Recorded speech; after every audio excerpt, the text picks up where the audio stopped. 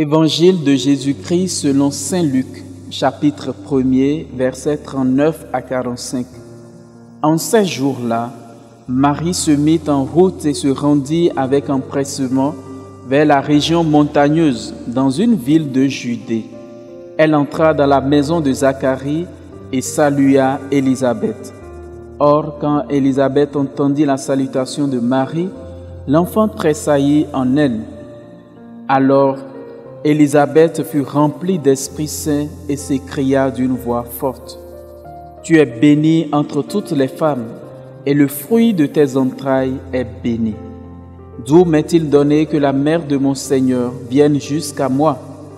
Car lorsque tes paroles de salutation sont parvenues à mes oreilles, l'enfant a tressailli d'allégresse en moi.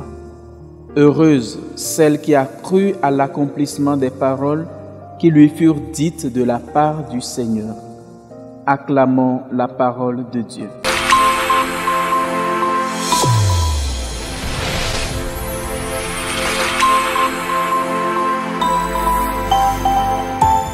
Chers frères et sœurs, auditeurs et auditrices de la Sève Coaching TV, nous sommes au 4e dimanche du temps de l'Avent de l'année liturgique C.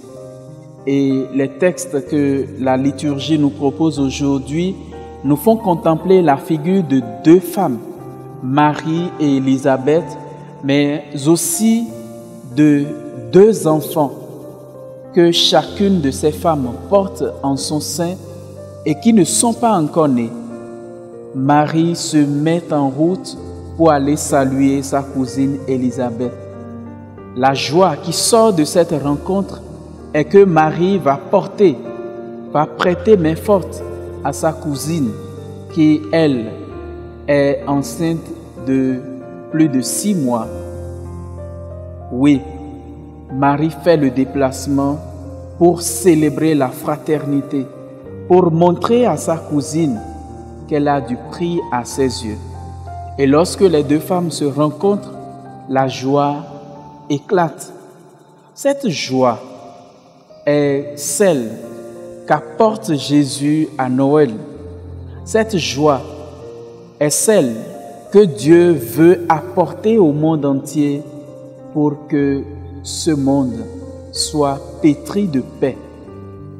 Oui, quand Jean et Jésus se rencontrent par l'entremise de leurs mères respectives, c'est l'humanité qui va à la rencontre de la divinité.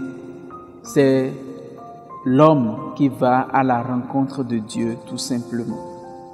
Nous allons demander au Seigneur cette grâce de la simplicité de Marie, cette grâce de l'humilité de Marie qui, malgré la place que Dieu lui a accordée d'être la mère du Seigneur, n'a pas hésité à faire le déplacement pour aller saluer sa cousine. Nous aussi, soyons toujours prêts à faire le déplacement vers un frère, vers une sœur, pour que la joie du Seigneur, nous puissions la partager avec nos frères et sœurs. Le Seigneur soit avec vous.